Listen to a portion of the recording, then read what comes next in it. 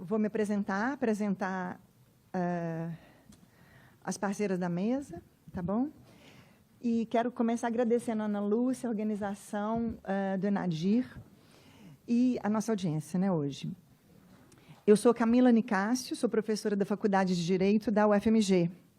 Estou aqui com Paula Monteiro, professora titular do Departamento de Antropologia da USP, e com Renata Nagamini.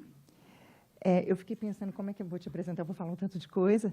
A Renata Nagamini é do Observatório da Religião e Interseccionalidades e de um projeto entre SEBRAP e Canadá chamado Non-Religion in a Complex Future.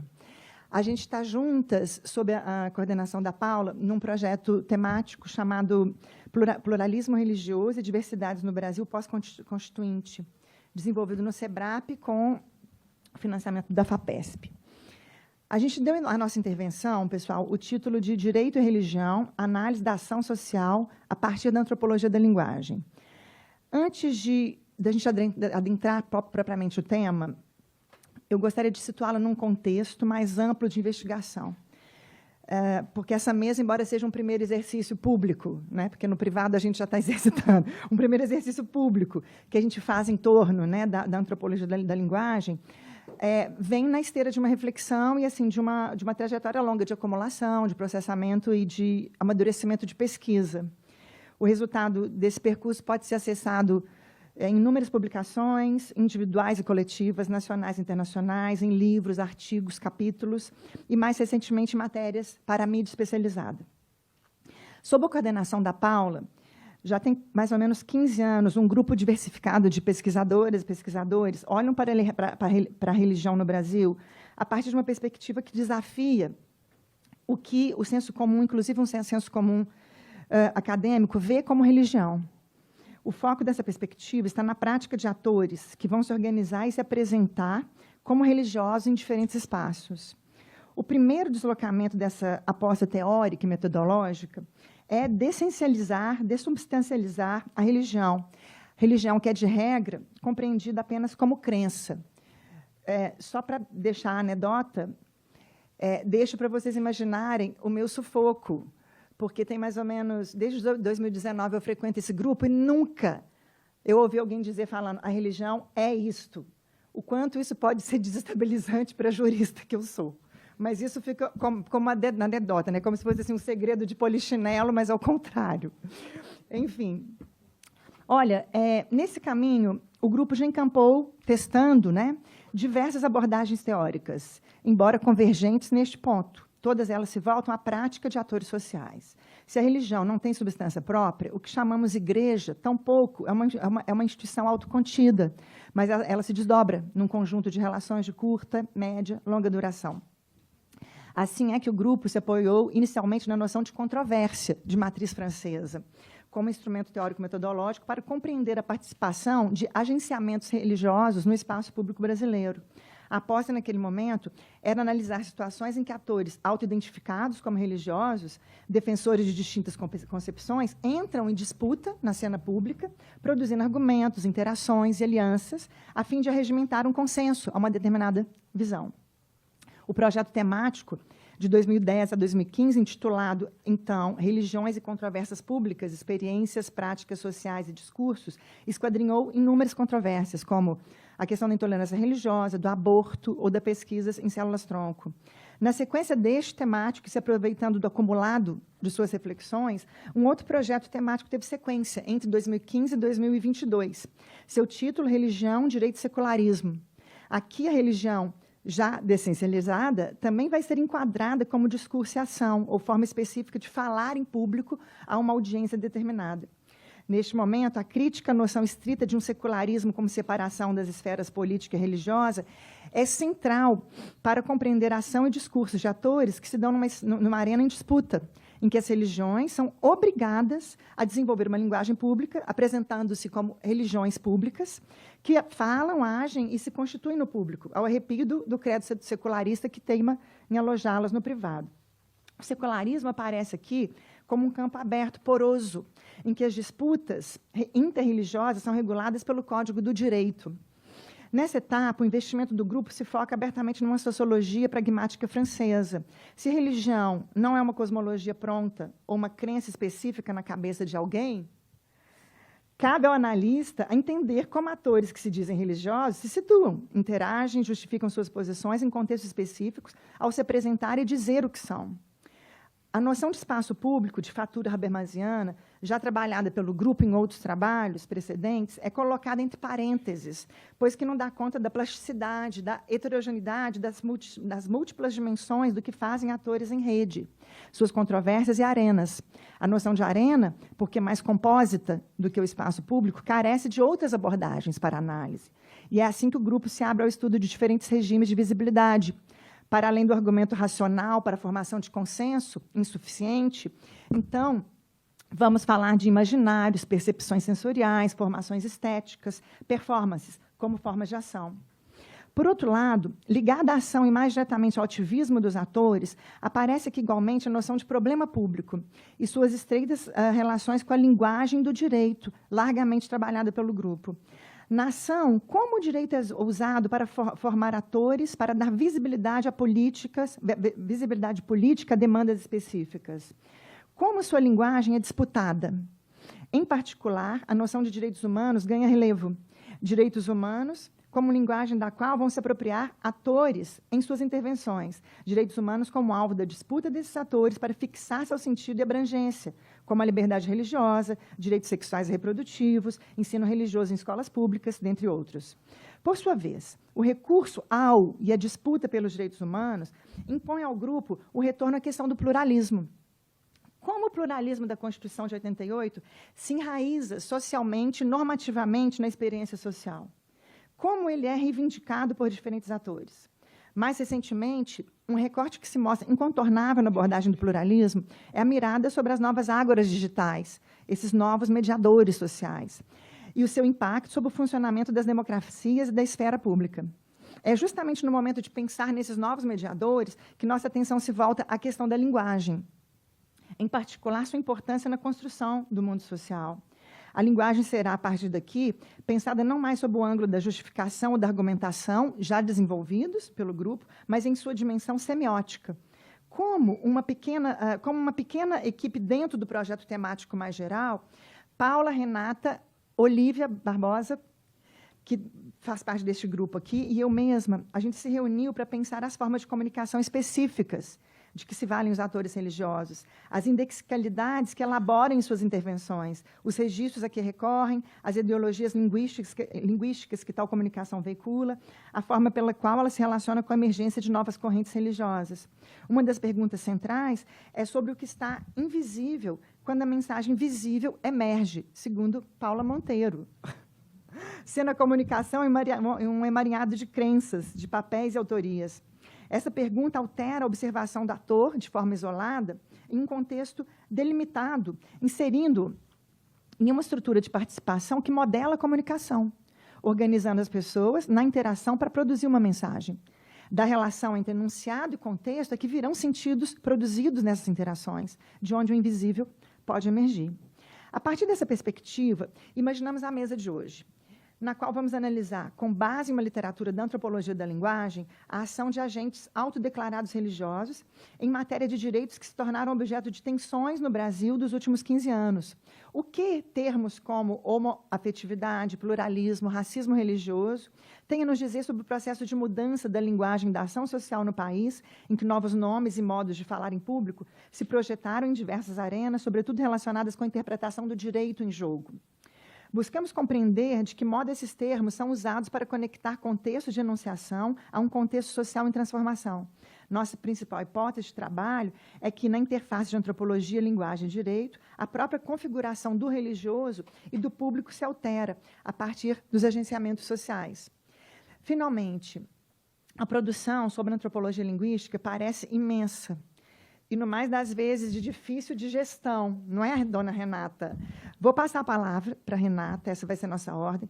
Ela vai, a partir de um exemplo específico do registro da homoafetividade, destrinchar alguns dos conceitos com que a gente vem trabalhando.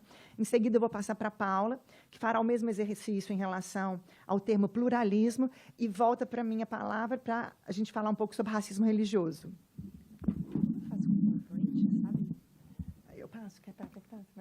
Só não sei se ele está aqui. Tá. Bom, gente, tá ligado? Tá. Boa tarde.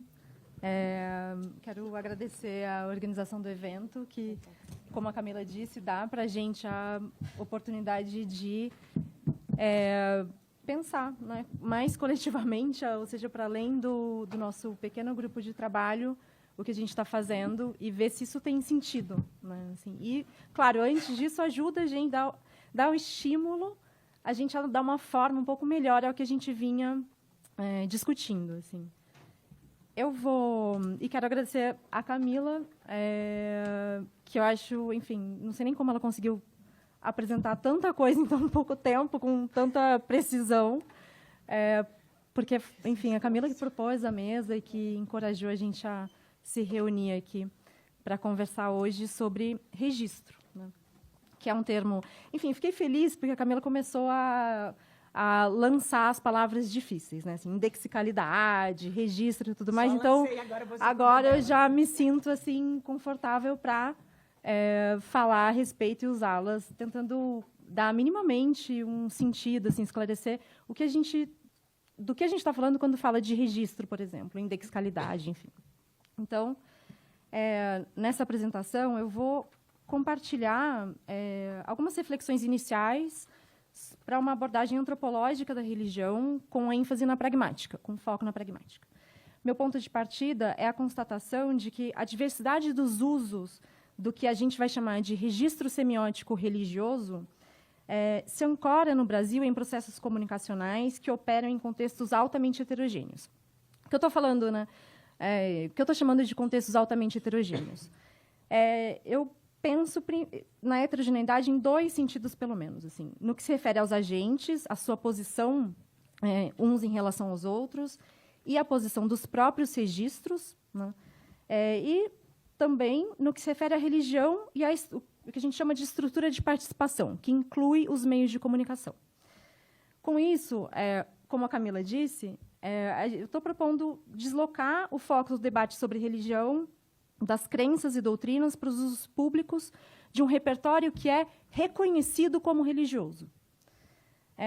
Em linha com esse deslocamento, uma tarefa da análise social, para mim, passa a ser compreender e descrever como os atores agenciam essas formas e os efeitos desses agenciamentos. Então, na sequência, assim, eu vou primeiro esclarecer rapidamente o que eu estou chamando de registro. Eu espero que isso diga respeito a Paula e a Camila também, enfim, e como essa discussão teórica se relaciona com a religião. Depois eu vou mostrar como a efetividade emerge como um registro, o papel do Supremo Tribunal Federal nesse processo e o que o registro homoafetividade, essa palavra que não é menos estranha do que indexicalidade, indexa, né? Então, como eu disse antes, assim, para deslocar, né, para fazer esse deslocamento proposto, eu estou adotando o conceito de registro e enregistramento. O enregistramento segundo a literatura, uma das referências é o Asef Aga, é uma operação classificatória que torna agentes, práticas e coisas reconhecíveis e, portanto, distintos uns dos outros. Trata-se de um conceito da antropologia linguística que ajuda a gente a compreender, ou pelo menos me ajuda a compreender, o que a gente está chamando de religião, né, e que isso é efeito da associação e classificação de signos, repertórios e modos de uso. Signos entendidos como formas expressivas aqui. Para entender melhor a ideia de registro, eu vou lançar rapidamente dois exemplos assim, que eu acho que me ajudam nesse esclarecimento. O primeiro é a glossolalia, ou a prática de falar em línguas, né? E o segundo, o uso de roupas brancas às sextas-feiras. Então, no Brasil, essas duas práticas elas são indexadas, ou seja, elas são associadas a pentecostais e as religiões afro-brasileiras. Sua indexação ao pentecostalismo e ao candomblecismo, ou umbandismo, tornam-nas marcas visíveis do que a gente supõe ser a identidade religiosa dos sujeitos. Então, quando a gente assiste alguém falando em línguas, por exemplo, a gente supõe que a pessoa é uma pessoa evangélica, né? A gente vê um evangélico. E quando esbarramos uma pessoa vestida de branco numa sexta-feira, a gente supõe que se trata de um praticante de religiões afro-brasileiras. O que a literatura ajuda a gente a perceber, a meu ver, é como a gente vê, né, essas suposições. Pensar que essas suposições são um efeito prático do que a gente está chamando de registro. A pessoa falando em línguas podia ser uma católica. E a pessoa vestida de branco, numa sexta-feira, podia estar saindo de um enterro, de um velório budista. Mas não é isso que a gente vê antes de conversar com a pessoa. Um outro modo, então, mais técnico de comunicar essa mesma ideia é afirmar que o uso dos registros tem efeitos materiais e pragmáticos.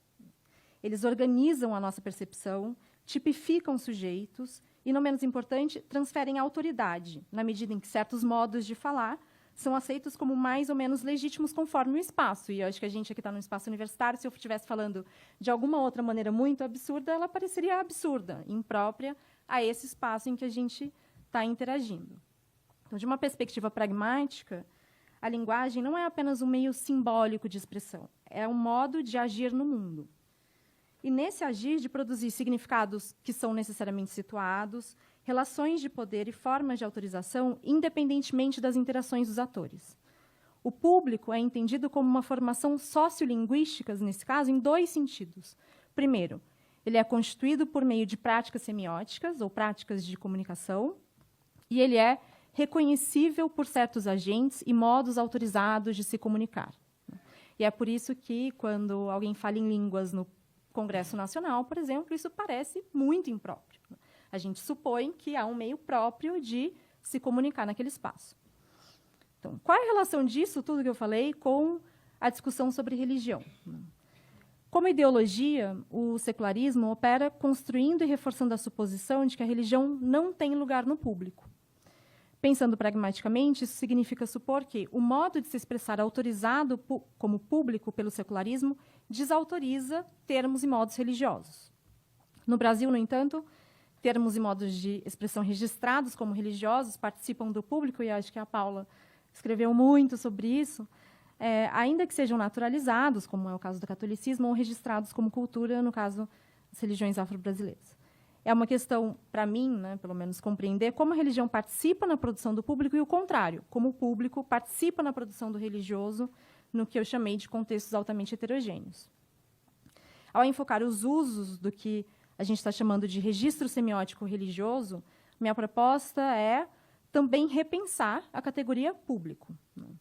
Então, para analisar como religião e público se constituem um em relação com o outro, no Brasil, pelo menos, eu vou observar o que a literatura chama de mudança indexical. No meu caso, assim, da homofetividade, eu vou observar mais especificamente a mudança da indexação de relações entre pessoas do mesmo sexo, que nos anos 2010 passam a ser classificadas como homoafetivas ou homoafetividade. Por mudança indexical, eu estou designando a nova associação de formas expressivas, ou signos, a um esquema compartilhado de representações que organiza o seu sentido. É uma mudança semiótica ampla que pode ser evidenciada por meio da mudança de um nome. Então, o que me interessa não é a mudança de nome, é a mudança semiótica que os agenciamentos do nome indicam. Fico um pouco nervosa de falar em público, mas... No caso das relações entre pessoas do mesmo sexo, o registro homossexualidade as indexa a um esquema em que práticas são atribuídas a doenças e demônios. Esse registro produz o tipo social homossexual, ao qual são associados traços performáticos, enfim, inúmeros. Numa inversão da operação semiótica, homossexual funciona nas nossas interações classificando pessoas em função de traços que indicam a prática sexual com pessoas do mesmo sexo. O enregistramento das mesmas práticas como homoafetividade muda a indexação de todo um conjunto de signos, e essa nova indexação tem efeitos pragmáticos. Então, minha hipótese é que a homoafetividade ela emerge nos anos 2010 como um artefato linguístico que indexa signos antes associados à doença e ao pecado. Ao fazer isso, a homoafetividade muda o sentido das relações entre pessoas do mesmo sexo, de performances de gênero, de relações de parentesco. Muda também o religioso e o público. Então, na sequência, eu vou tentar primeiro demonstrar que a homoafetividade opera hoje como um registro no Brasil, e que isso começa em 2010. Depois, eu vou tentar mostrar como ela opera.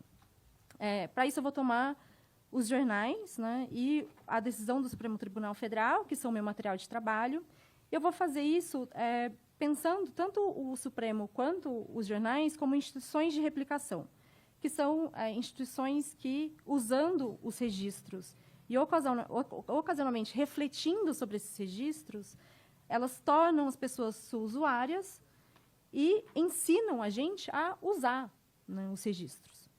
Então, no caso do Supremo, por exemplo, ele é uma instituição que não apenas ensina a gente a falar sobre direito, mas ensina a gente a falar juridicamente. Então, os nomes, como eu disse, eles, no caso homoafetivo, homoafetividade, homoafetiva, me interessam por aquilo que eles indicam do contexto social. Ou seja, por seus efeitos quando os atores agem por meio deles, por meio dos nomes. Homoafetividade e seus derivados, né, são nomes desse tipo. Pelo menos eu estou supondo e vou tentar convencer vocês disso. Partindo do pressuposto de que o nome não é o objeto a que o nome se refere, a história da homoafetividade, e aqui, como é típico. Eu sempre esqueço de passar o PowerPoint, mas agora eu lembrei. A história da homoafetividade, ela se torna, antes de tudo, a história de um modo de designar e perceber relações entre pessoas do mesmo sexo. O Supremo Tribunal Federal tornou certa história do registro homoafetividade, aquela que ele mesmo conta, relativamente conhecida, né, no seu julgamento sobre as uniões entre pessoas do mesmo sexo. E ele faz até uma genealogia desse termo, uma genealogia judicial. O que eu fiz primeiro foi ampliar, foi buscar o termo homoafetividade na Folha e no Estadão, assim, como os jornais de circulação nacional. Para mostrar basicamente, aqui não está muito visível, para mostrar basicamente que o termo, assim, ele é usado na Folha uma vez em 2004, uma vez em 2005, 2 vezes em 2009. E depois ele é usado 43 vezes de 2010 para frente. No Estadão, homoafetividade nem é usada, como fica, acho que mais visível no PowerPoint. O termo só é usado a partir de 2010. No Google Trends, também, né, tem ali um pico em 2011. Então, a gente pode perceber, com base na história que o Supremo conta e nesses achados nos jornais, que a homoafetividade, de fato, aparece principalmente em produções jurídicas até 2010, defendendo a inclusão de casais formados por pessoas do mesmo sexo. Por conta dos usos do termo, quando o termo começa a circular, ele está associado, nesse caso, a uma determinada posição em relação à matéria, em relação às uniões entre pessoas do mesmo sexo. Então, como a gente vê nas duas figuras nos jornais, né, tudo muda em 2010. Por quê? Assim, por que muda em 2010? Muda porque a decisão do Supremo Tribunal Federal sobre as uniões homoafetivas é de 2011. Então, eu vou passar a homoafetividade no STF. Então, a gente pode se perguntar, assim, pelo menos essa foi a minha pergunta, ao acórdão, né, à decisão, ao texto da decisão de todos os ministros do STF, o que a homoafetividade, homoafetivo e homoafetivo indexam, isso é, indicam e tornam presente no discurso dos ministros. Né. Então, considerando, enfim, o tempo limitado, que é grande, mas é limitado, eu selecionei 2 trechos da decisão do Supremo para responder essa pergunta, e ambos são do voto do ministro Marco Aurélio. O primeiro trecho condensa aspectos da mudança indexical que, eu disse, é indicada pelo termo homoafetividade. Então, eu vou projetar aqui e vou ler, né, para continuar. Diz o ministro Marco Aurélio, a homoafetividade é um fenômeno que se encontra fortemente visível na sociedade. Como salientado pelo requerente, não existe consenso quanto à causa da atração pelo mesmo sexo, se genética ou se social, mas não se trata de mera escolha. A afetividade direcionada a outrem de gênero igual compõe a individualidade da pessoa, de modo que se torna impossível, sem destruir o ser, exigir o contrário.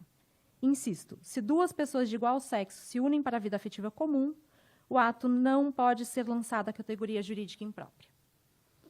Então, nesse trecho, o ministro parte da homoafetividade como um fenômeno fortemente visível na sociedade.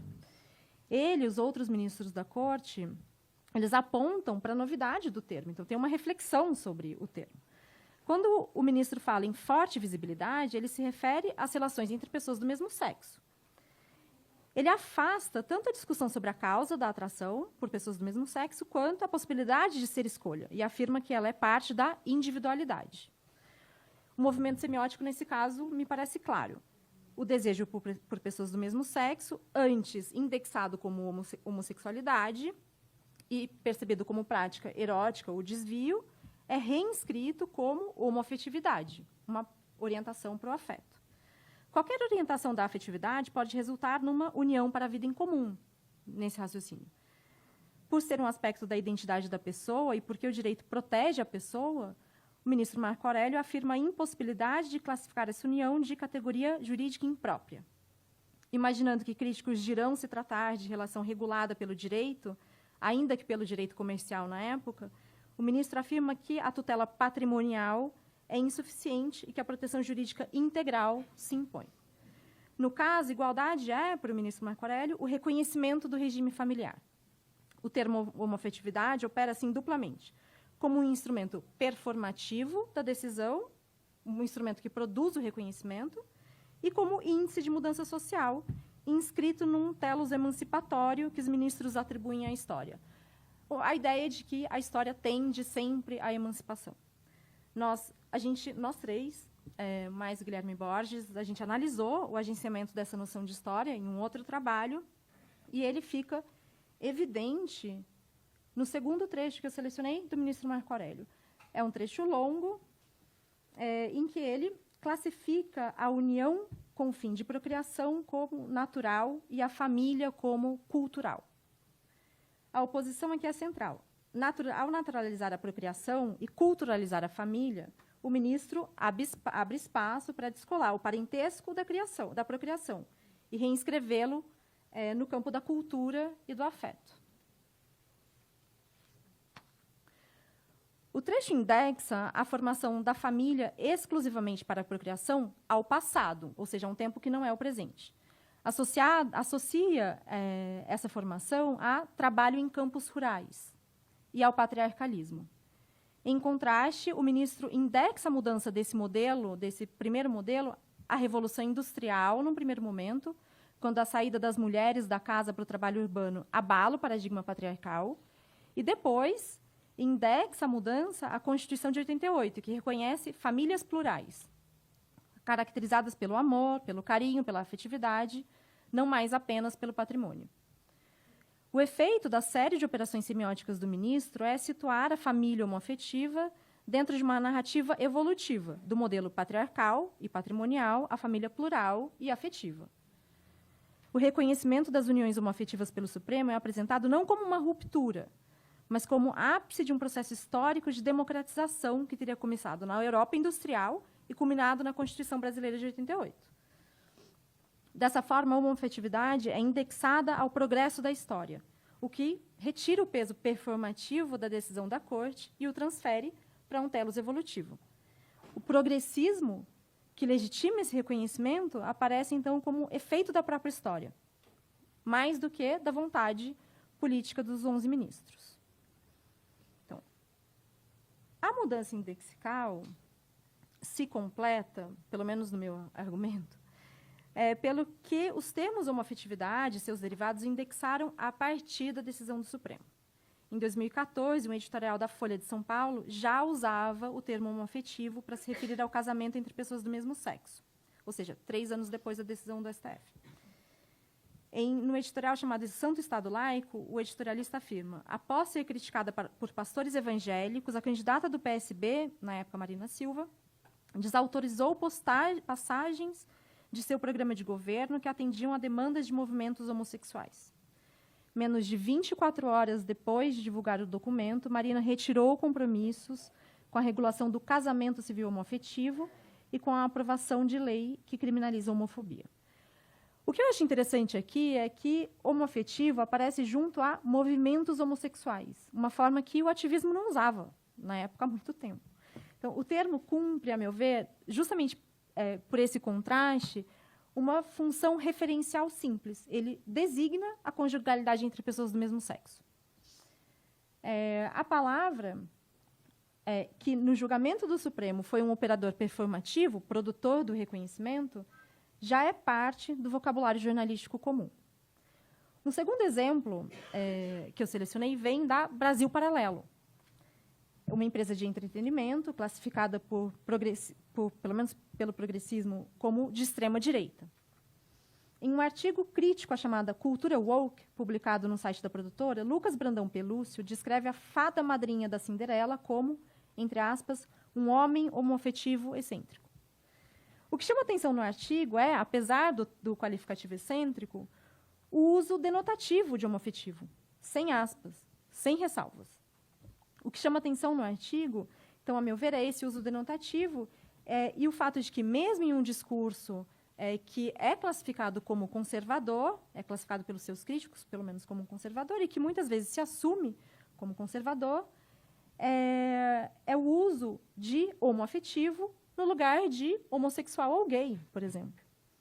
Então, ao ser institucionalizado como linguagem jurídica pelo STF e midiática legítima, seja pela Folha, seja pela Brasil Paralelo, o termo circula até em registros críticos fora do campo progressista, que é o que me dá a possibilidade de pensá-lo como registro.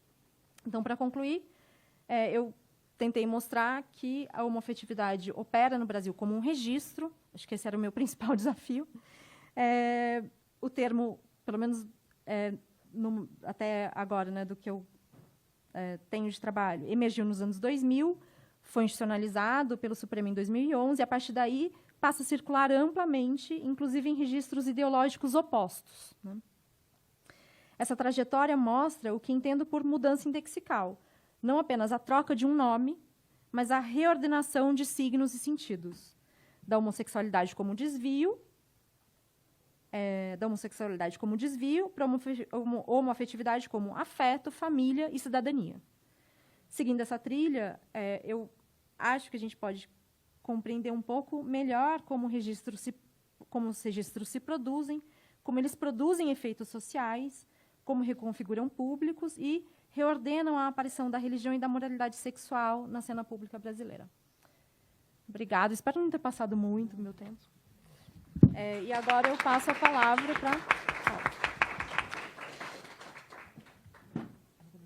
Oi? A palavra e o conhecimento técnico, né?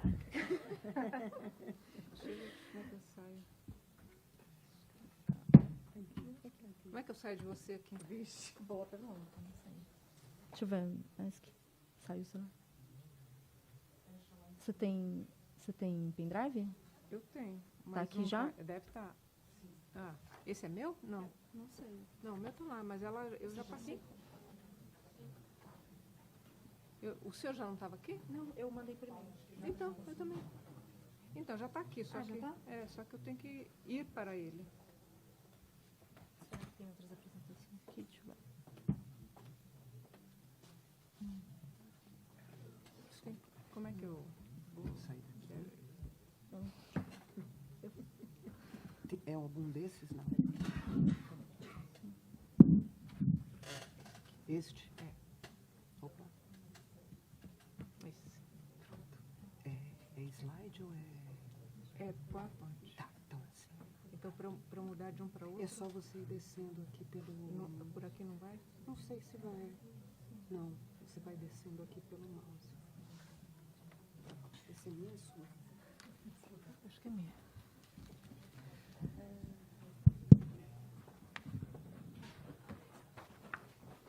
Para mudar, só posso mudar pelo mouse? Chato. Não posso mudar assim? É para baixo. Tá bom, para baixo. Melhor.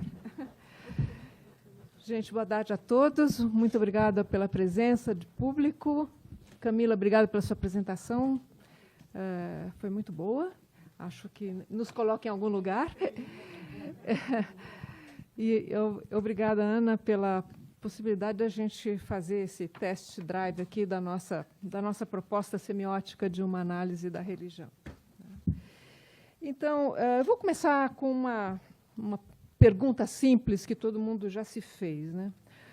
O que significa, em um Estado laico como o Brasil, colocar na Constituição que a religião deve ser ensinada na escola pública? Soa bastante estranho, é um desafio tentar pensar isso aqui. Eu acho que, evidentemente, para responder, é muito complexo, várias camadas de explicação. Eu vou aqui hoje tentar me concentrar nas mudanças que a Constituição de 88 promoveu nessa inscrição de colocar a religião como disciplina não obrigatória, mas como expressão da cidadania na própria Constituição. É claro que essa disciplina, desde Vargas, está presente no regulamento, no nosso regramento constitucional e infraconstitucional.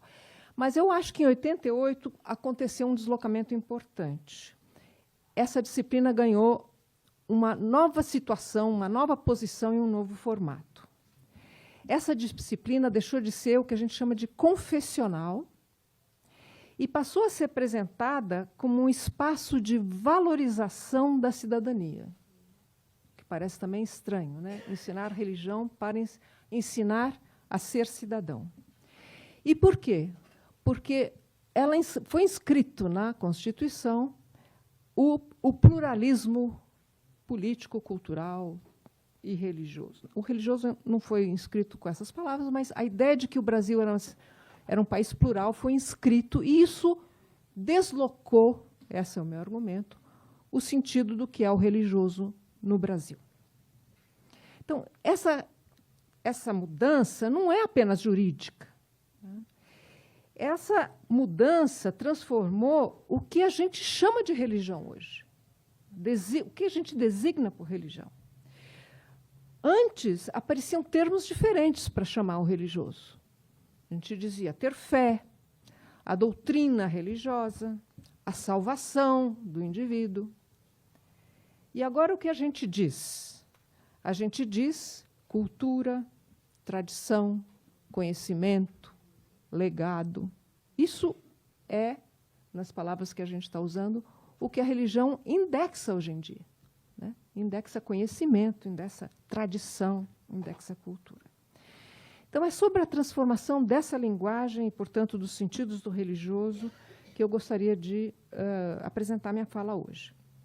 Esse tema vem sendo tratado dentro do temático, e eu estou desenvolvendo esse eixo do temático com o Guilherme Borges, para tentar entender como o pluralismo religioso, como uma figura jurídica, vai se institucionalizando como valor cívico nas malhas da sociedade, no sistema educacional, em todos os outros sistemas, no ativismo, e vai se infiltrando para a gente produzir uma sociedade que seria plural à luz da nossa Constituição. Então, nosso campo de observação particular tem sido os cursos de formação continuada oferecidos para professores de escola pública, para a gente olhar como eles são formados para fazer essa transformação da linguagem de designação do religioso. Então, eu proponho olhar para essa formação desses professores de escola pública não apenas como uma expressão do que a lei manda, tem que ensinar assim, tem que instituir o pluralismo na escola, mas mais do que isso, mais do que uma política pública. O que está acontecendo é uma transformação do que a gente está chamando de uma prática comunicativa, modos de falar sobre o religioso. E, ao mesmo tempo, há uma mudança no modo de apresentar o religioso em público, de performar o religioso. E é por isso que nós achamos que a semiótica nos oferece algumas ferramentas valiosas para a gente entender essas duas coisas, a mudança da linguagem e a mudança da performação. O primeiro conceito, que já foi anunciado aqui pela Renata, é de indexalidade. Esse conceito é importante para a gente entender como a religião muda de sentido. Ele muda de sentido quando o que o termo designa é um objeto novo. Quando esse termo designa fé, é uma coisa. Quando esse termo designa conhecimento, vira outra coisa. Então, houve um deslocamento do sentido desse termo, da fé individual, que era o que ele designava até muito recentemente, para algo que hoje se chama conhecimento cultural. O segundo conceito importante é o de estrutura de participação. Esse conceito é muito importante porque a gente precisa olhar quem diz alguma coisa? Quem são os atores que falam? Quais as estratégias que eles usam para falar? Que papéis eles têm quando falam? Qual é a autoria daquele que fala? Para quem ele fala? Então, a estrutura de participação é um conceito que nos obriga a olhar para a comunicação de uma maneira complexa. Não pode ficar atento só ao conteúdo, precisa ficar atento a um conjunto de relações daquele que fala, porque a posição, a autoridade, a formação, as habilidades, tudo isso conta quando alguém diz alguma coisa e tudo entra no pacote para a gente entender como o sentido da religião está sendo produzido naquele momento. Então, essas interações comunicativas do papel, da estratégia da crença, é muito importante para a gente entender o que está sendo dito em nome do pluralismo religioso. Então, nosso esforço com o Guilherme foi tentar observar como aparecem novos papéis na escola, como aparecem novas vozes nos cursos de formação desses professores da escola. E, sobretudo, a gente se perguntou quem é que pode agora falar com autoridade sobre o que é o sagrado e sobre o que é a religião. Mudou a autoridade.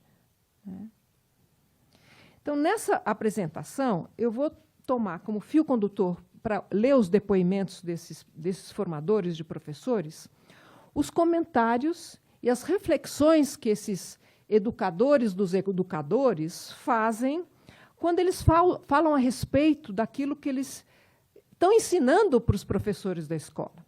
Então, eu vou fazer uma análise da metapragmática desses professores. Como é que eles comentam aquilo que eles estão fazendo quando eles ensinam os professores da escola ao fazer essa formação dos professores da escola?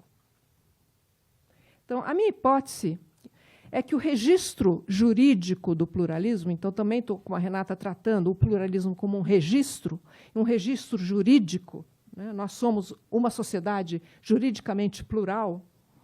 Quando ele se torna dominante como política no espaço escolar, ele reorganiza todas as conexões ou as ordens indexicais da linguagem religiosa.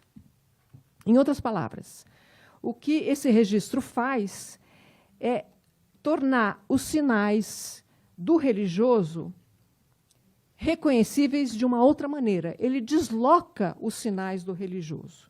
Por quê? Como eu já disse, vai deslocando o religioso do vocabulário dos profetas, do vocabulário dos animadores da fé, para o repertório da cultura, da tradição e do conhecimento. Isso muda inteiramente os sentidos do religioso. Então, vamos, nessa abordagem semiótica, vamos tentar descrever um pouquinho mais como é que se dá esse processo. É claro que esse processo de mudança da linguagem não é um processo só técnico, né? Ele é um processo que depende de muitas transformações.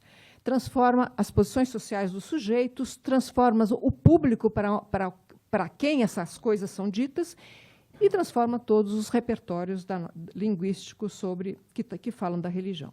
E, sobretudo, também transforma e mostra como o Estado, quando ele quer ensinar a respeitar a diversidade, ele também ensina para nós, para o público, o que é religião e o que pode contar como religião. E o que pode ser dito em nome da religião dentro da escola. Então, o Estado regula tudo isso ao regular a formação dos professores.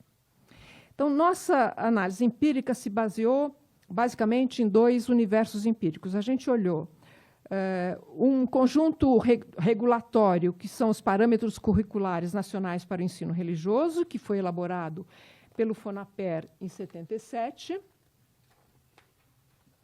E também a gente olhou 19 sessões de formação de professores oferecidas pela Secretaria de Educação do Paraná entre 20 e 21 e que estão disponíveis no YouTube, se vocês quiserem dar uma olhada nisso. Esses materiais foram tratados como objetos de discurso, objetos discursivos. E eles nos permitiram observar as interações comunicativas dos atores nesses cursos em 3 níveis que eu vou, justamente são os 3 níveis que eu vou elaborar na análise aqui feita hoje. Os 3 níveis são os modos de controle da informação sobre o religioso, as estratégias de engajamento de públicos quando os professores falam, e esses públicos são especialmente os alunos, e o modo de coordenação dos papéis e das audiências nessas formações. Então, vou falar desses... Minha fala, então, vai ser uma análise desses 3 níveis. Com relação ao nível 1, com relação ao tema do controle da informação sobre o religioso. O material que eu analisei mostra que a mudança na estrutura de participação desses atores transformou os modos autorizados de falar sobre a religião na escola. Historicamente, o ensino religioso era fazer catequese. Né? Ia lá um padre e ensinava como rezar, o que era a Sagrada Trindade. Eu já me esqueci de toda a catequese, mas aprendi tudo isso. E essa catequese era vinculada à doutrina católica, evidentemente.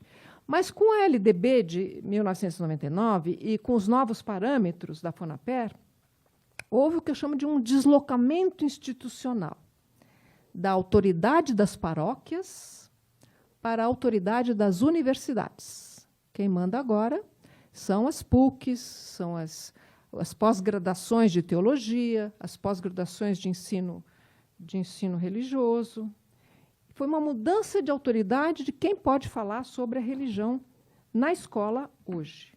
Né? Então, hoje são professores graduados, pós-graduados, com doutorado, com pós-graduação em ensino religioso que formam os professores. Então, a universidade está dando uma chancela de autoridade para a formação desses professores na escola. Isso que eu chamo de uma mudança na estrutura de participação. Implicou na substituição de atores eclesiásticos por professores laicos, obrigatoriamente formados em licenciaturas de pedagogia e ciências da religião. Esse deslocamento foi acompanhado pela mudança de perfil também dos profissionais, dos docentes que vão para as escolas para ministrar essa disciplina.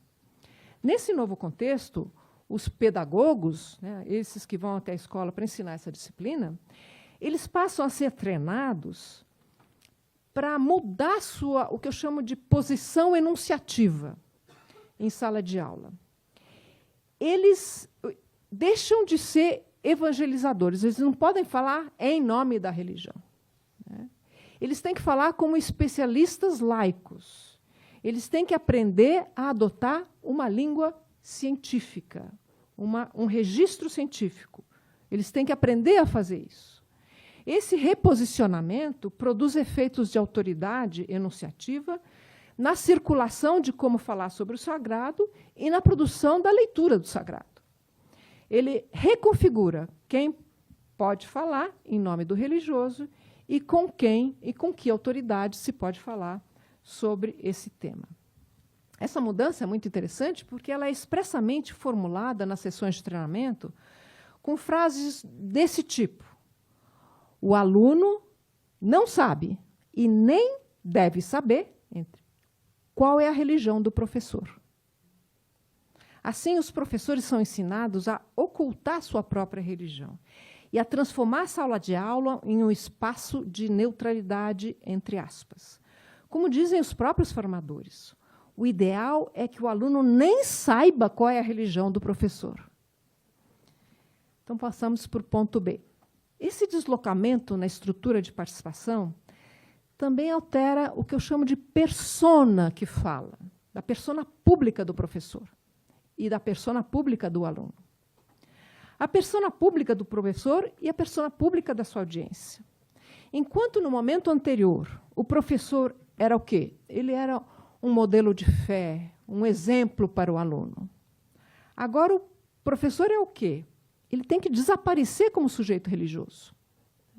A política da diversidade pluralista pede para o professor um recalque ativo de suas convicções e transforma esse professor em um especialista da convivência, um especialista da produção de equivalência entre religiões diferentes.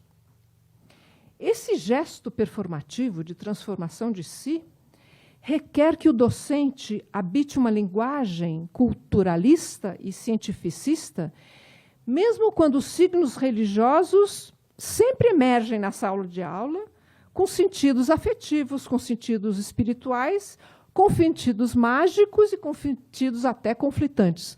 Mas isso tem que ser abafado e silenciado. Essa persona do professor, que se quer juridicamente neutra, reconfigura a sala de aula como uma audiência imaginada. Para quem ele imagina que ele está falando? No modelo anterior, a audiência imaginada era o grupo de futuros crentes de uma mesma fé. Eu estou ensinando você a ser um bom cristão. Agora, essa audiência imaginada, ela é ideal e normativa. Eu estou ensinando você a ser um cidadão de uma democracia pluralista. Mudou completamente a persona dessa audiência.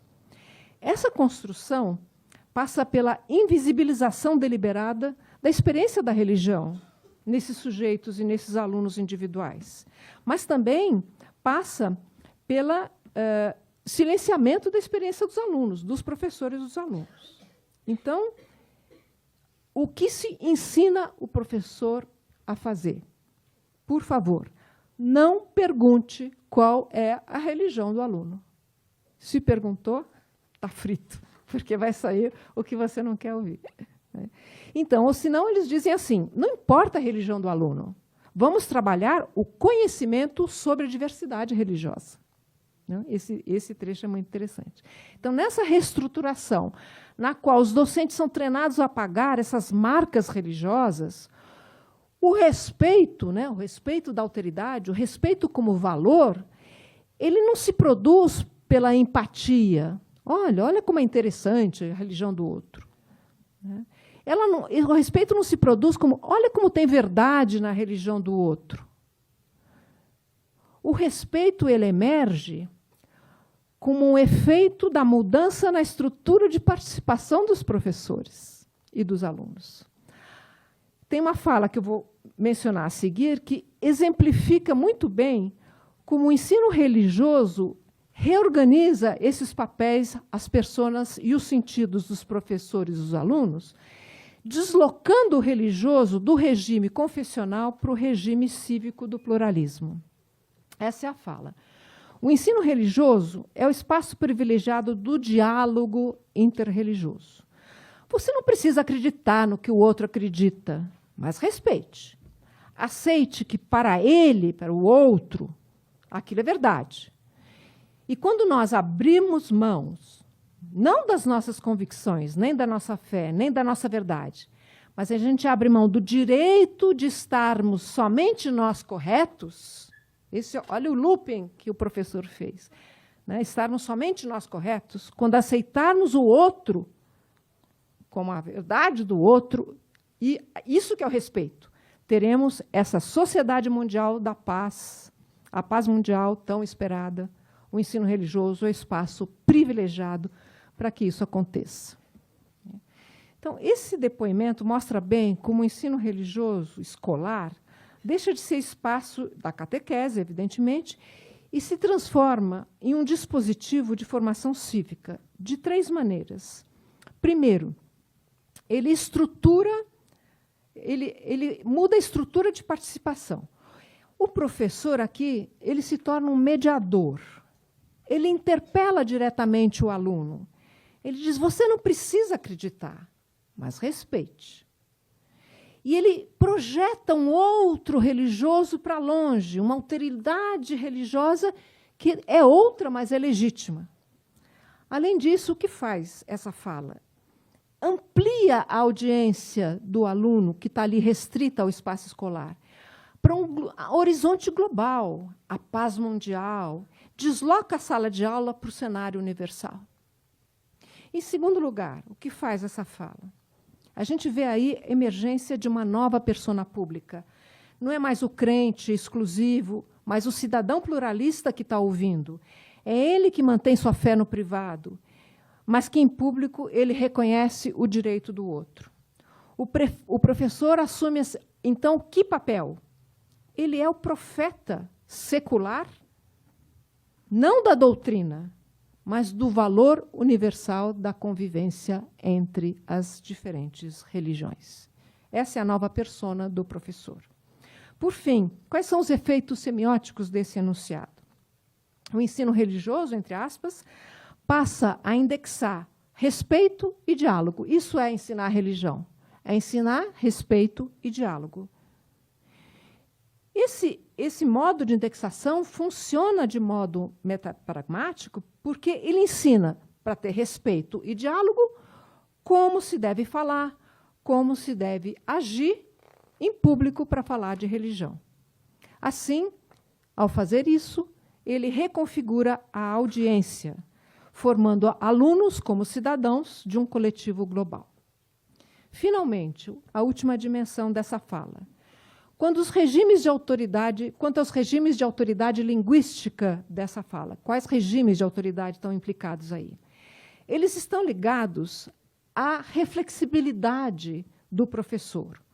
Os professores são treinados para interpretar, para comparar, para categorizar o religioso, e eles acabam se tornando, então, autorizados de definir qual é o sentido do religioso e das diferenças religiosas.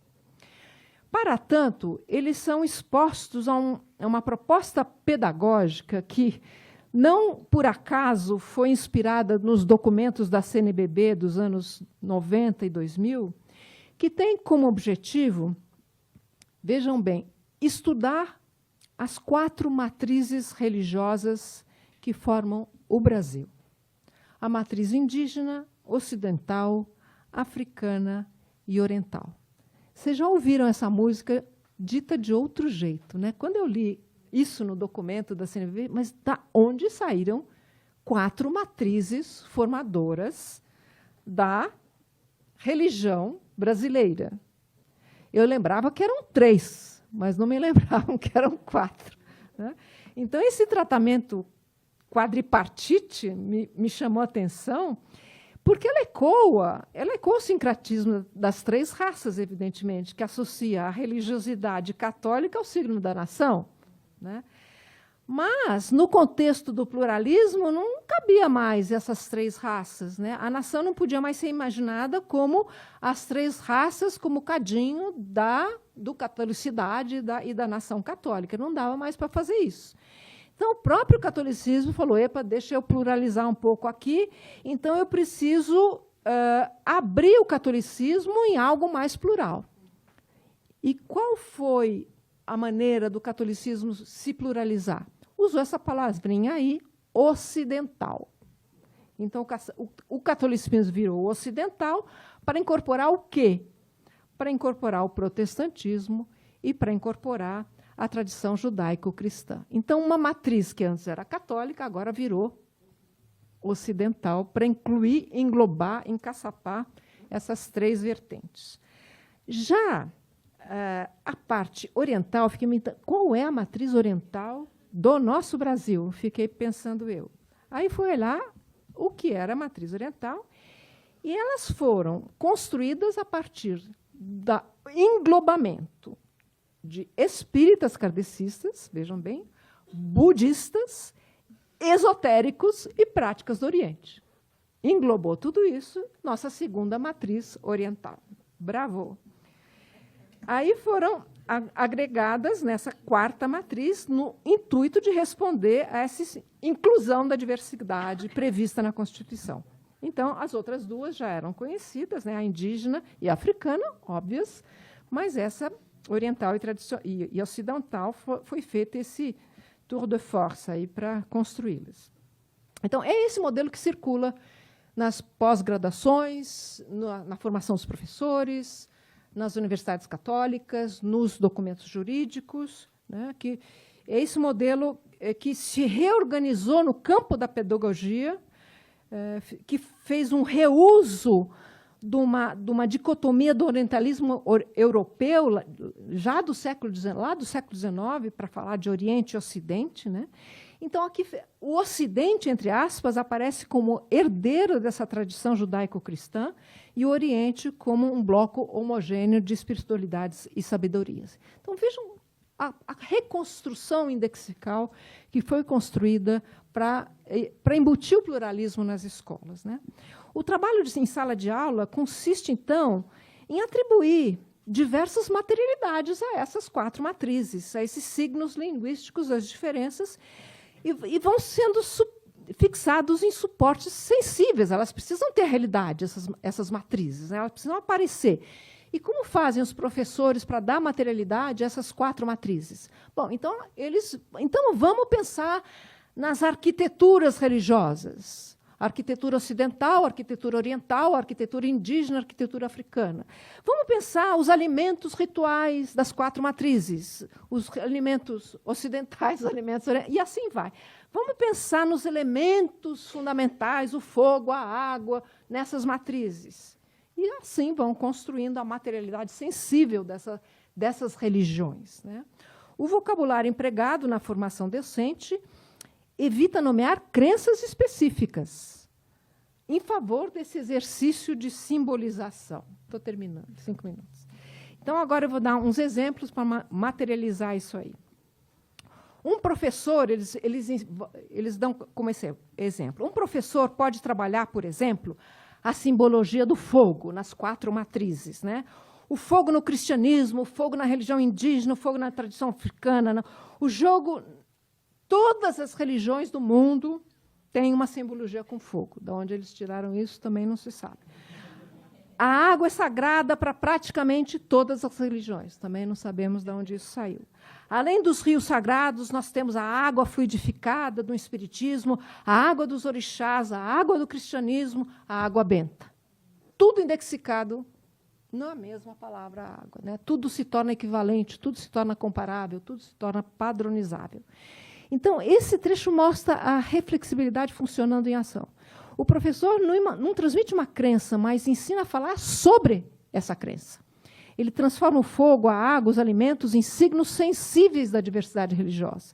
Esses elementos funcionam como índices plurais, que deslocam o religioso do plano da subjetividade para o plano da materialidade visível, produzindo um vocabulário pedagógico, metapragmático, que ensina como representar o pluralismo na sala de aula. Esse repertório institui um regime de visibilidade controlado das diferenças religiosas. Esse regime produz a equivalência formal entre as tradições. Ele tem efeitos ideológicos importantes. Ele ontologiza o religioso, universaliza o religioso como forma da condição humana. Ele delimita as fronteiras, olha, isso aqui é africano, isso aqui é indígena, diz o que é a diversidade do religioso, e quando ele indexa o fogo, a água, como signos compartilhados por todas as religiões, ele apaga a historicidade das práticas religiosas concretas e apaga as suas diferenças irredutíveis e também apaga os seus próprios conflitos. Assim, a reflexibilidade e a simbolização pedagógica produzem uma reconfiguração do regime epistêmico dos iniciados religiosos. O religioso deixa de ser tratado como prática situada, passível de disputa, e passa a existir no espaço escolar como conhecimento cultural estabilizado. Vou pular, então, outros... Só mais um exemplo que eu acho que é interessante, depois eu pulo, por causa do tempo. Tem um enunciado interessante aqui que mostra onde a coisa pega. É quando eles têm que falar de candomblé e umbanda, né? Então, aqui eles falam o seguinte: você não vai dar aula de candomblé. Você pegará um tema específico, por exemplo, um lugar, símbolo e ancestralidade, e trabalhará com os povos africanos. Então, eles deslocam do de para o como, e isso muda tudo, né? Então, eles não fazem uma aula de, mas uma aula de trabalhar com. Então, vou pular para a conclusão, porque tempo não dá tempo de dar mais exemplos. Em resumo, a crise social e moral implicada no declínio da hegemonia religiosa católica corresponde, então, essa frase que a gente está usando bastante, é uma crise semiótica.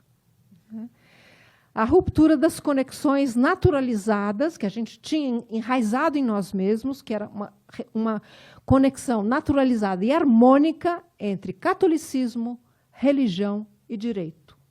Tudo parecia harmônico e claro. O deslocamento da indexalidade do religioso no ensino secular pluralista envolve uma reconfiguração dos signos, que o tornam reconhecível. Palavras, objetos, gestos deixam de apontar diretamente para o transcendente e passam a remeter à diversidade, à cultura e à nação. A escola assume a tarefa de administrar essa mudança de indexalidade, treinando professores para ocupar o lugar de mediadores neutros e racionais do sentido das religiões. Visto sobre essa perspectiva semiótica, esse processo revela um regime discursivo que reorganiza as estruturas de participação e redistribui os papéis de autoria, recepção e legitimação do religioso. O ensino religioso se torna um espaço privilegiado de mediação simbólica entre sistemas de valores conflitantes, entre fé e ciência, entre doutrina e cultura, entre convicção e direito.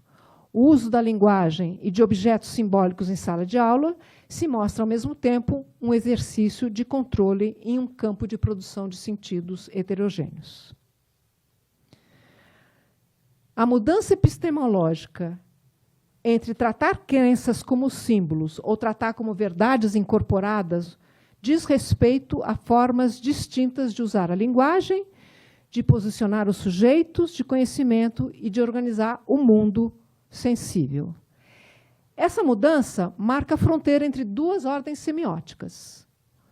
Uma que descreve o sagrado como um fenômeno e outra que vivencia o sagrado como presença real. Escolher a primeira via, o sagrado como fenômeno, oferece as condições para que o ensino da diversidade religiosa na escola seja possível, mas à custa de um modelo altamente abstrato e normativo da diferença que suprime as vivências do religioso na escola. Muito obrigada.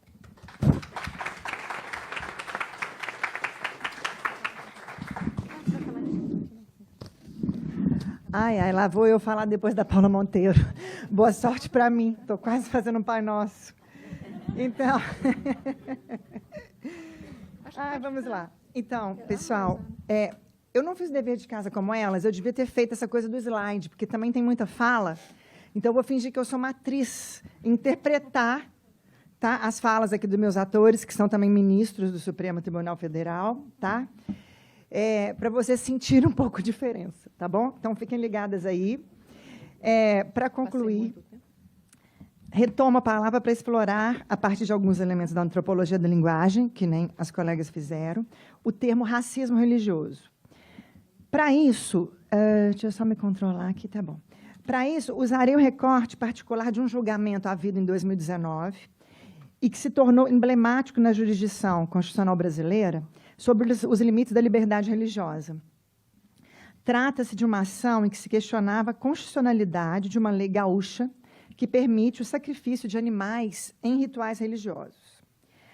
A lei em questão, 12.000 alguma coisa, trata da proteção animal no estado do Rio Grande do Sul e prevê permissão do sacrifício animal ritual de animais em cultos de religião de matriz africana, não enquadrando na hipótese de maus tratos. Ao entender de forma diversa, o Ministério Público do Estado questionou a lei no Tribunal de Justiça, né, gaúcho, que decidiu por sua constitucionalidade. O MP não se resignou e levou o caso ao STF, num recurso extraordinário, que é a ação própria para isso. De forma unânime, a Suprema Corte fixou a tese segundo a qual, entre aspas, é constitucional a Lei de Proteção Animal, que, a fim de resguardar a liberdade religiosa, permite o sacrifício ritual de animais em cultos de religião de matriz africana.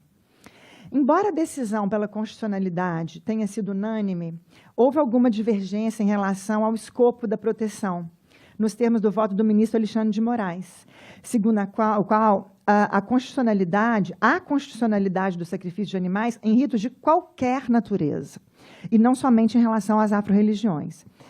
A maioria discordou, contudo, dessa divergência, afirmando, sim, e de modo diverso, a necessidade de proteção particular, específica, às religiões de matriz africana. Na fala desses ministros e de um ator afro-religioso relevante que participou do julgamento, extraem-se algumas considerações que me interessam. Agora eu vou começar a interpretar. Segundo o ministro Fachin, por exemplo, a proteção deve ser ainda mais forte, como exige o texto constitucional, para o caso da cultura afro-brasileira, não porque sejam primos interpares. Tem que ter, né, gente, um latino meio, senão não tem jeito. Não porque seja um primos interpartes, mas porque sua estigmatização da cultura afro-brasileira, fruto de um preconceito estrutural, como, aliás, já reconheceu essa corte num julgado X, está a merecer especial atenção do Estado. Falou Fachin. Retenham. Tá.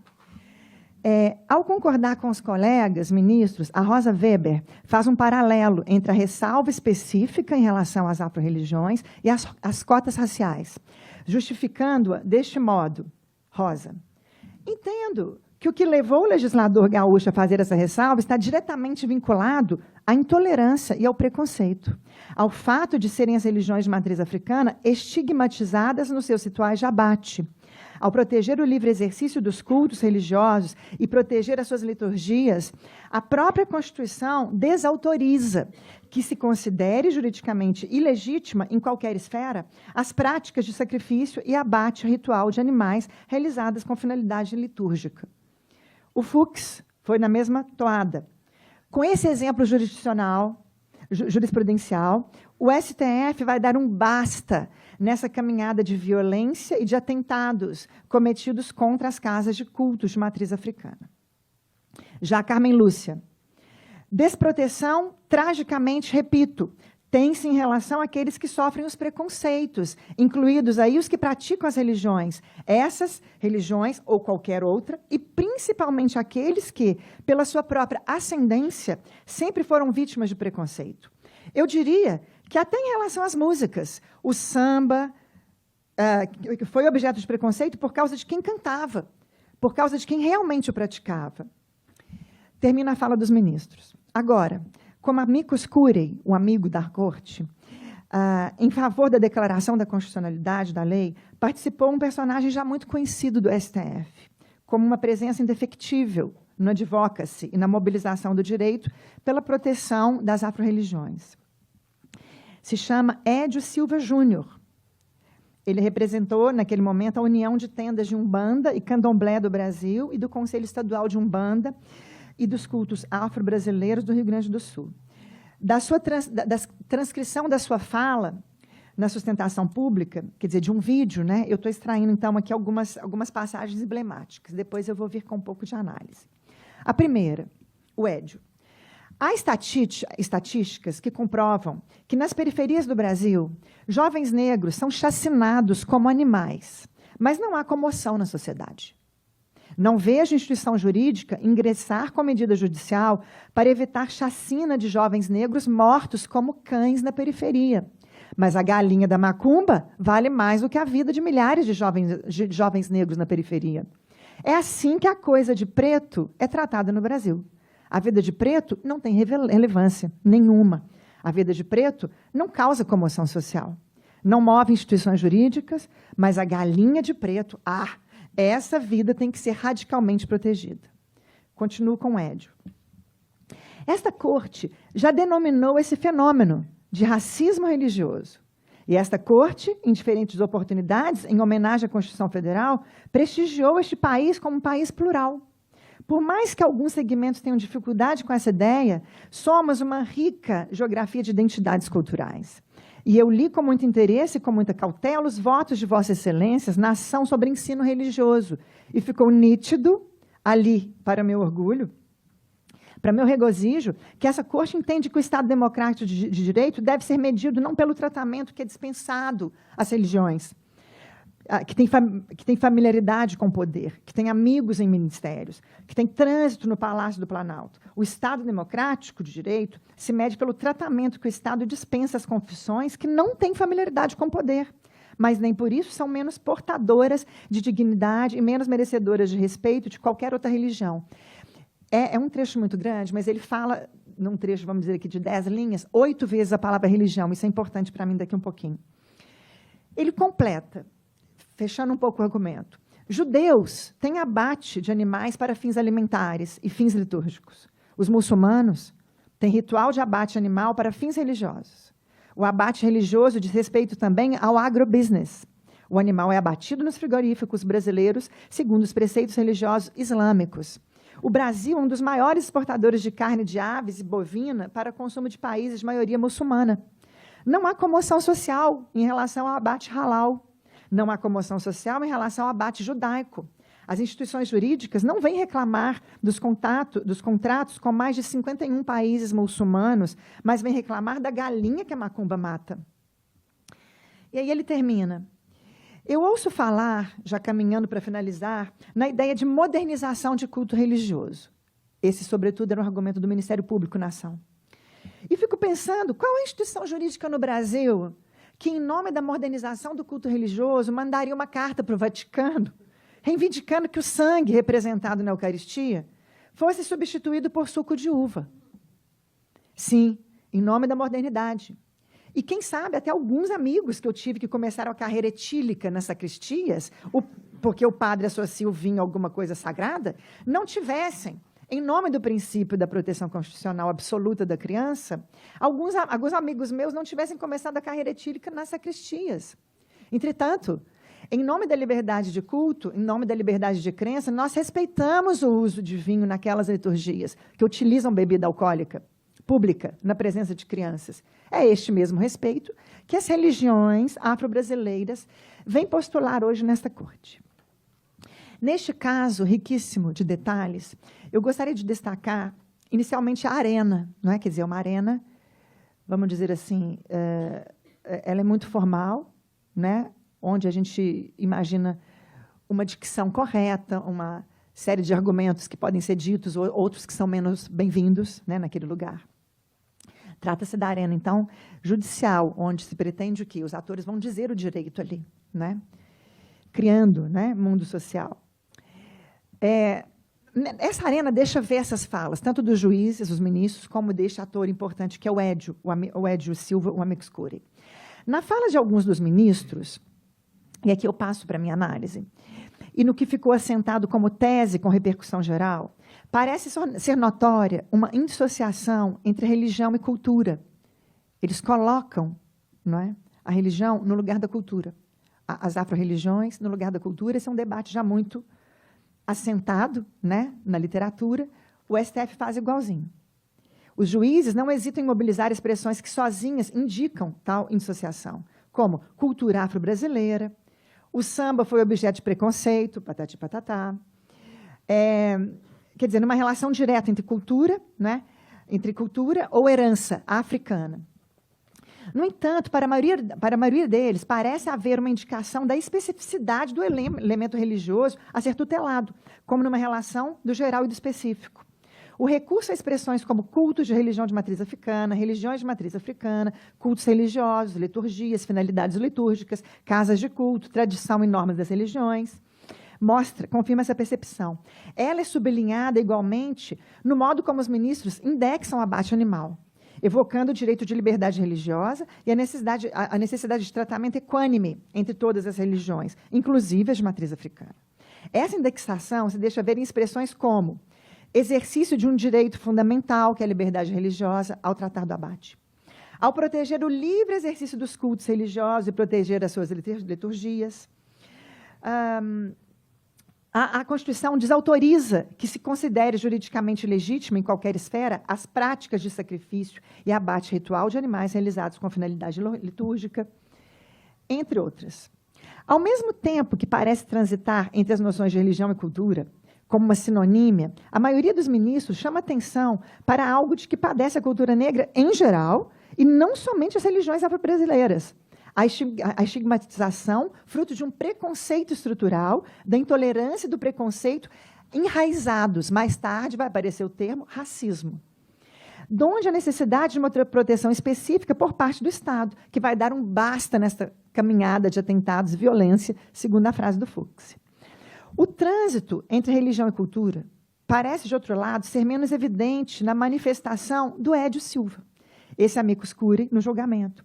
Ele é advogado, ele é candomblessista, ele é presidente da principal estrutura no Brasil de proteção às religiões afro-brasileiras, que é a IDAFRO, né? Um instituto de defesa, né, e proteção das religiões afro-brasileiras. Ele parece seguro na escolha dos usos que ele faz, né, da linguagem. Em sua sustentação oral, mas também no memorial escrito que ele ofereceu ao STF, nota-se a afirmação das práticas religiosas como religiões, sem um atalho necessário pelo recorrente argumento cultural. É o que se abstrai de várias passagens, sobretudo na comparação das religiões afro-brasileiras com outras religiões, como as cristãs, como a cristã, judaica, islâmica, em relação às quais as afro-religiões não são menos portadoras de dignidade e menos merecedoras de respeito. Aqui é uma fala dele. Para ele, em relação ao abate animal, para fins religiosos, há algo errado, se não há comoção social em relação ao abate halal, não há comoção em relação ao abate judaico, ou ainda no que toca ao uso do vinho, naquelas liturgias, né, na presença de crianças. Quer dizer, ele também está fazendo uma sinonímia. Olha, tudo religião. Estão todas, né, com seus rituais e suas práticas, de alguma maneira dando motivo para que a moral pública se afetasse. Nenhuma se afeta, mas a galinha da macumba ela causa isso.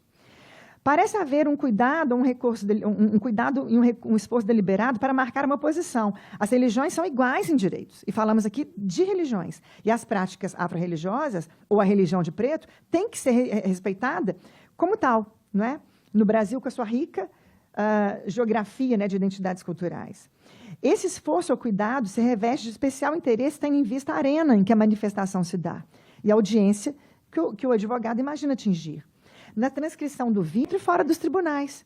Cito ele de novo. A vida de preto não causa comoção social, não move instituições, mas a galinha de preto, sim. Por outro lado, em algumas passagens, mesmo que ele fale todo o tempo de religião, por outro lado, em algumas passagens, parece haver uma correlação direta nos moldes do que se identificou pela primeira vez nos anos 80, entre defesa da liberdade afro-religiosa e denúncia do racismo no Brasil, em que jovens negros chacinados merecem menos comoção social e institucional que a galinha dos terreiros. A expressão racismo religioso ela é diretamente mobilizada e várias vezes, tanto no memorial escrito como na sustentação oral. Ou seja, a violência contra as afro-religiões é aquela violência contra a religião de preto em particular, tese que foi abraçada pela maioria da corte. A relação entre racismo e racismo religioso se estabelece por uma indexação que soa como uma ironia amarga. Jovens negros nas periferias são abatidos como cães, como animais, mas isso não causa comoção como o abate das galinhas nos terreiros. Pois a vida do preto não tem relevância. A fala opera não apenas num nível referencial. Jovens negros estão morrendo como cães, estão abatidos como cães. Mas também pragmático e metapragmático. Porque esse ator ele está apontando para o disparate entre cuidados. Cuidados de animais, sencientes ou não, e cuidados de seres humanos. No plenário do STF, o Edio Silva chama ainda atenção para os calçados de couro de boa parte da audiência, e questiona o fato de que não sejamos obrigados a discutir em uma corte constitucional a procedência do material, o couro, não é? E as condições de sua utilização. Faz o mesmo exercício ao evocar os abates também religiosos, feitos por judeus e muçulmanos. A religião de preto é o nó do problema, é o centro do argumento. Trata-se, sem dúvida, de uma religião como qualquer outra, mas é religião de preto. É religião, mas é religião de preto. Na fala da maioria dos ministros, e também deste advogado autodeclarado religioso, a partir de um arranjo de muitas indexações, parece assim ir se consolidando, não é? o racismo religioso como registro linguístico, ao identificar e classificar socialmente uma prática. O racista, a vítima de racismo, o crime, não é?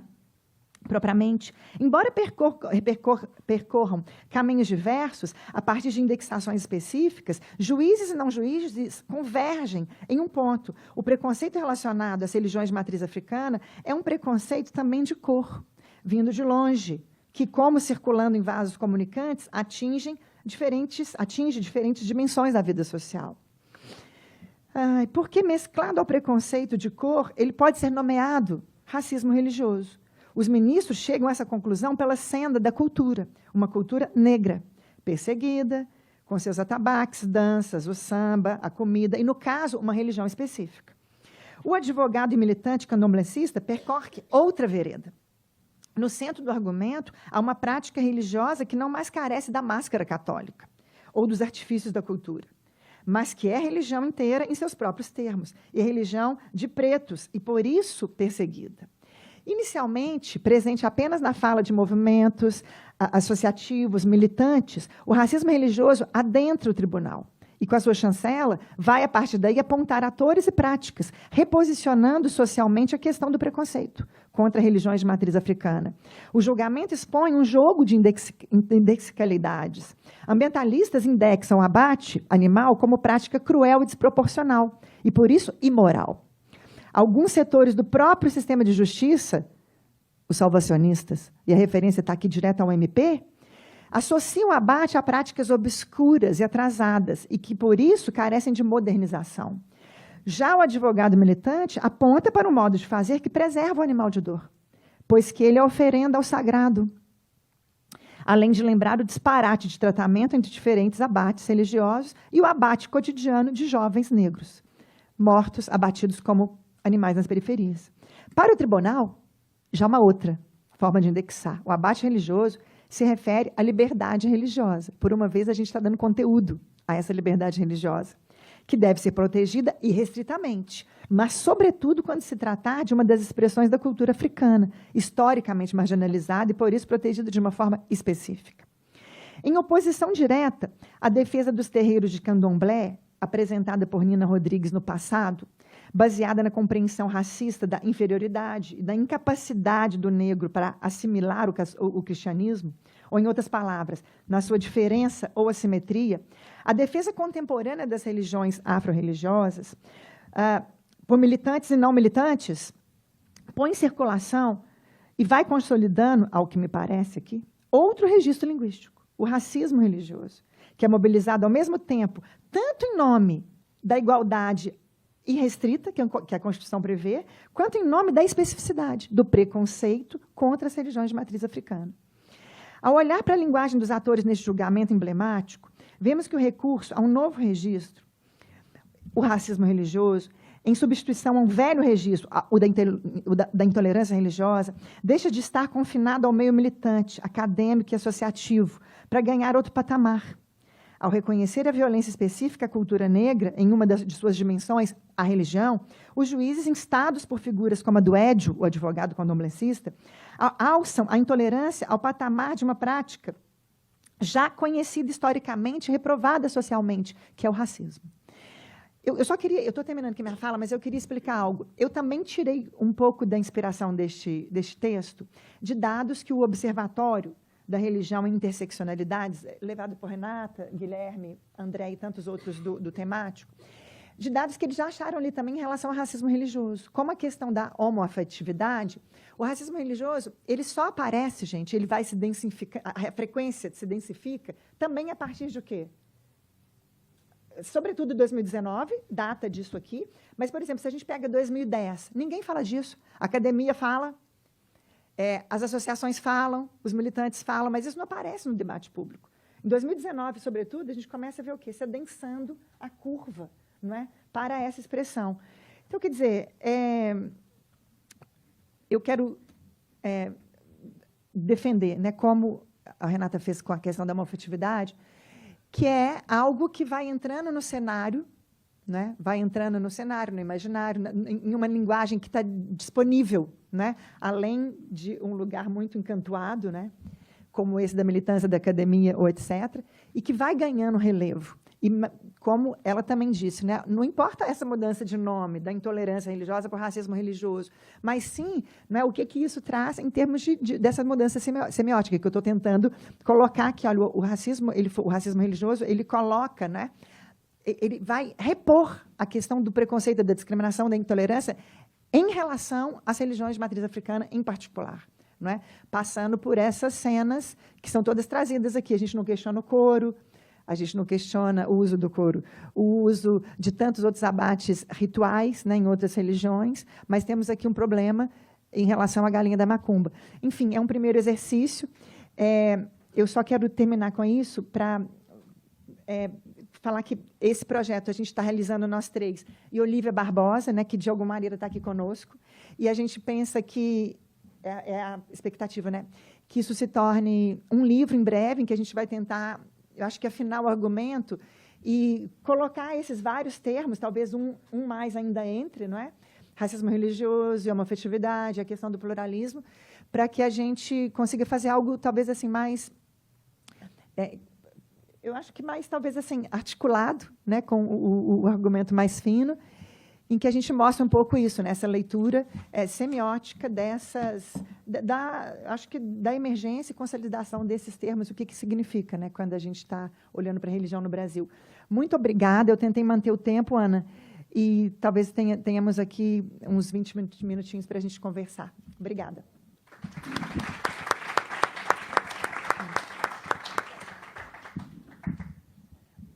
Não, está tudo bem. Alguém quer conversar com a gente? Sim. 25. Ah, tá bom. Foi mais ou menos isso que eu coisei, sim. 25 minutinhos, alguém... Até 5h25. Tá bom. Foi exatamente isso que eu coisei. Sim, já uma pergunta. Você pode vir, porque eu acho que a gente está... a gente precisa dar voz no microfone.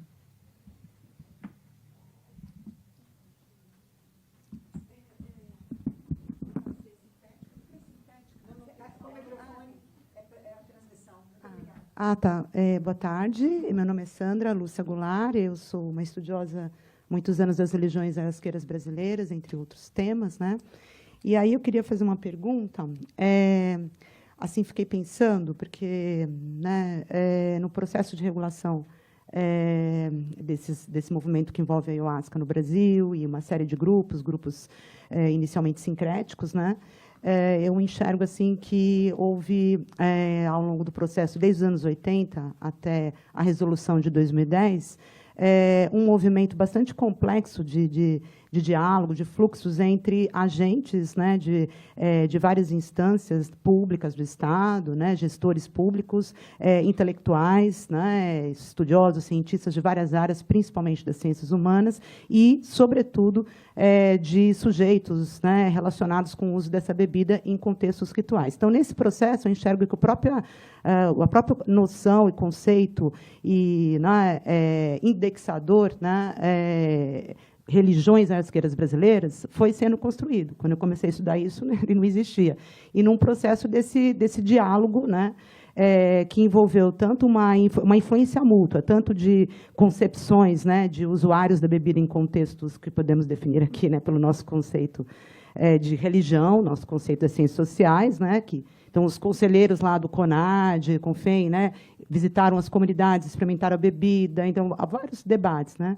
E aí, pensando na fala da Paula, né, de todos esses processos, aliás, parabéns, a mesa é incrível, assim, né? Pensei um monte de coisas.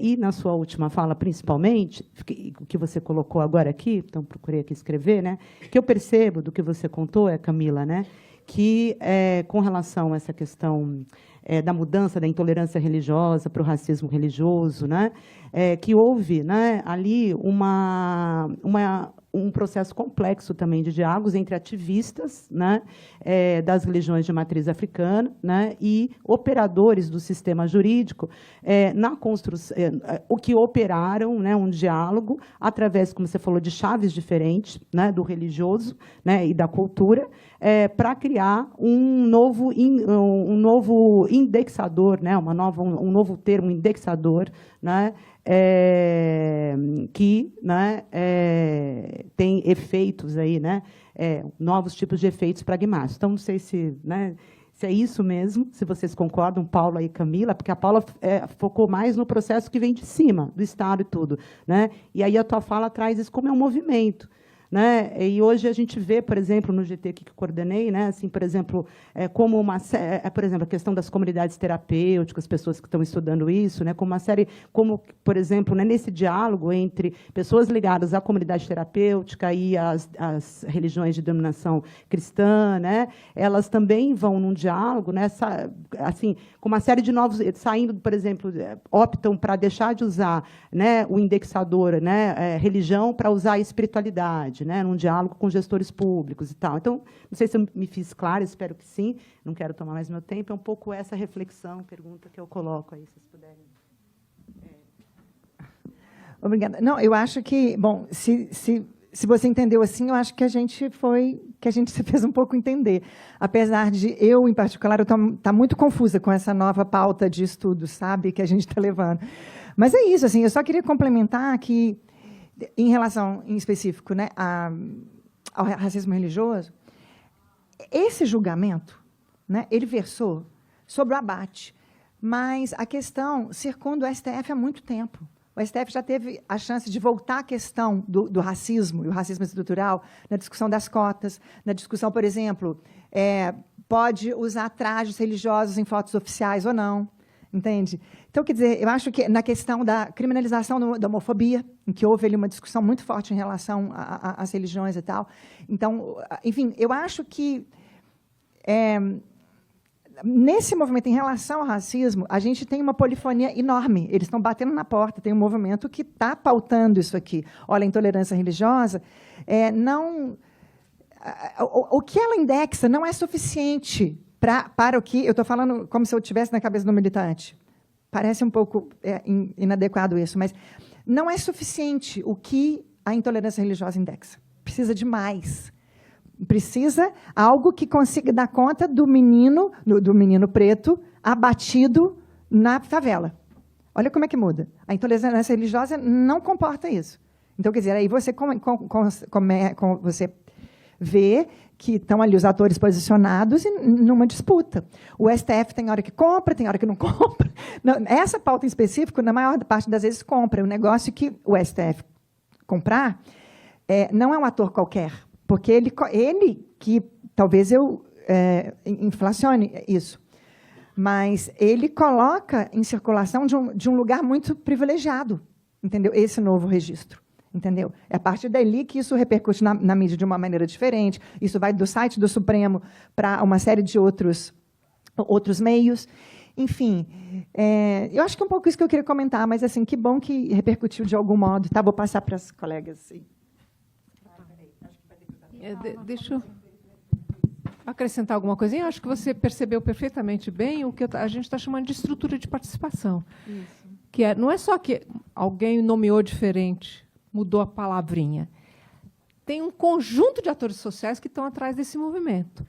E eu não falei do Estado, eu falei de nós. Quer dizer, são professores universitários que ajudaram a fazer esse processo. Né? Então, nós estamos até o pescoço nesse processo, e somos nós que ajudamos, fazendo diagnósticos, fazendo textos, fazendo peritagens, que ajudamos a fazer esses deslocamentos, porque, hoje em dia, a ciência e o direito têm legitimidade para falar.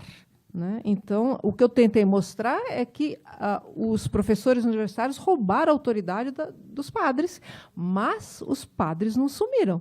Porque quais professores universitários? Das universidades católicas e que fazem ativismo católico nas universidades.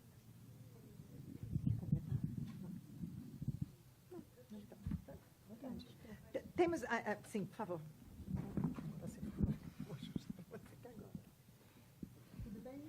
Bem, parabéns pela mesa. Eu sou Andréa, sou professora na Universidade Federal de Sergipe.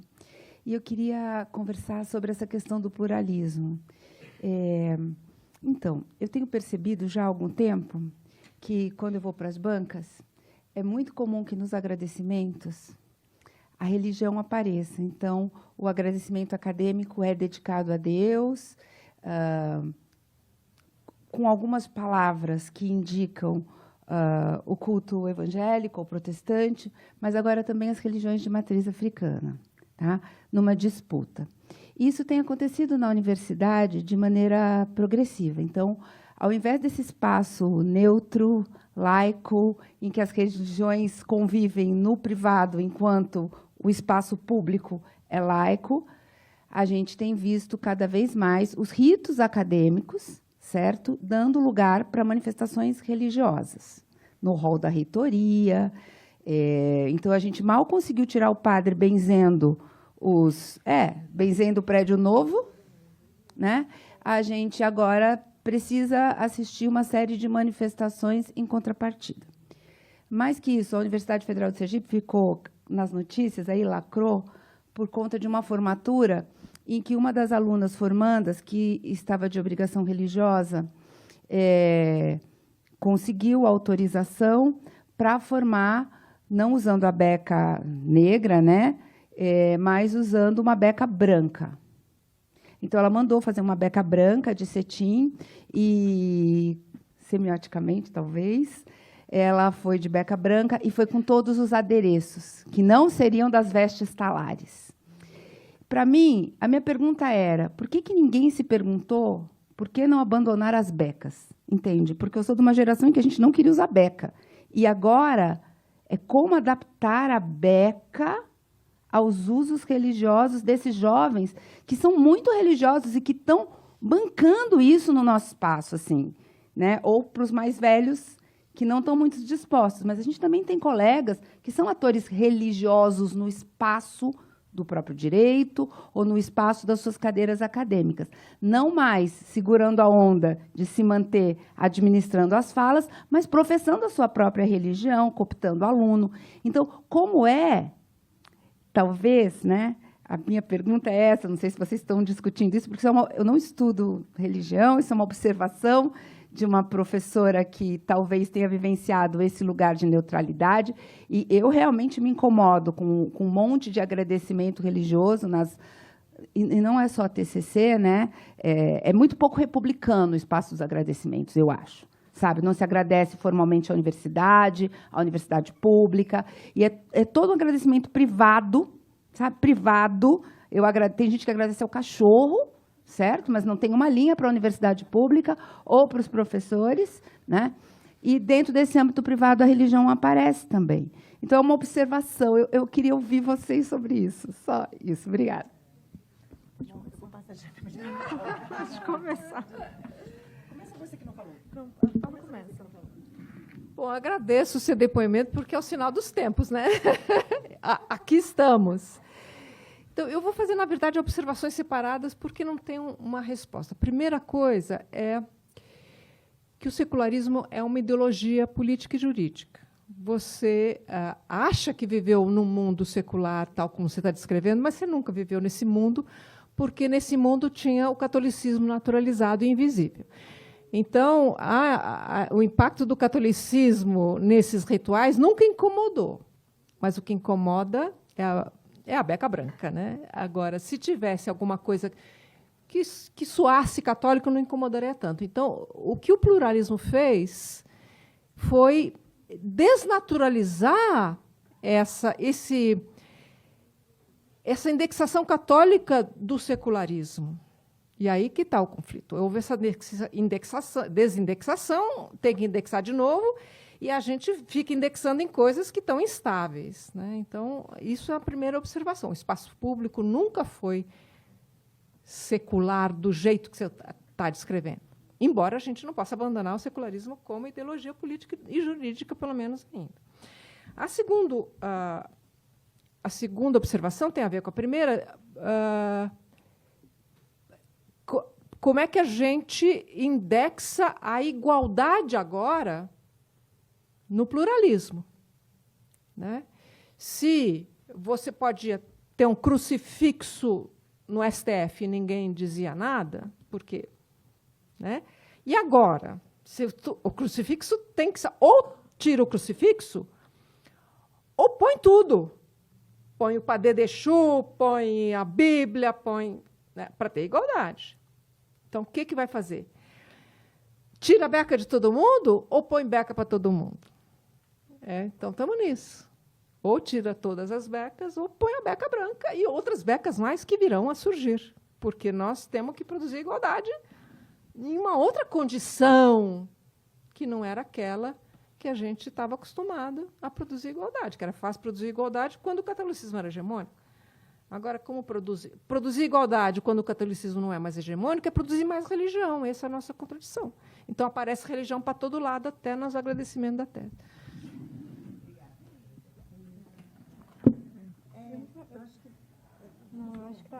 Eu acho que está por aí também. Acho que tem uma formulação que eu adoro.